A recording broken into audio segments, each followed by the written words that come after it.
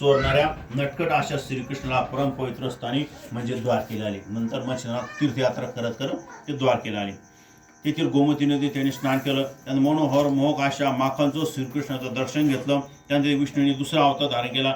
एक वचनी एक पत्नी सर्वांचा आदर्श असलेला दशरथ नंदन सीतापती प्रभू रामचंद्राच्या अयोध्येला गेले. नंतर मच्छिंद्रनाथ तिथं पुढे गेले, अयोध्येला गेले. अयोध्येतील पवित्र अशा शिरो नदीमध्ये मच्छिंद्रनाथानं काय केलं? स्नान केलं. त्यानंतर त्या कौशल्यपुत्र श्रीरामाचं दर्शन घेण्यासाठी देवळाकडे नेलं. तिला त्या अयोध्येमध्ये रामाचं मंदिर काय होतं? बांधलेलं होतं. म्हणजे याचा अर्थ असा आहे, रामाचं मंदिर अयोध्येमध्ये पहिल्यापासून होतं, आहे की नाही. त्याच्यानंतर ते मस्जिद झाली, काय जे असेल ते, पण अयोध्येचं राम मंदिर पहिल्यापासून होतं तिथं. मग अशा प्रकारे मच्छिंद्रनाथ तिथे आंघोळ केली. नंतर रामाचं दर्शन घेण्यासाठी ते अयोध्येच्या मंदिरात निघाले रामाचं दर्शन घेण्यासाठी.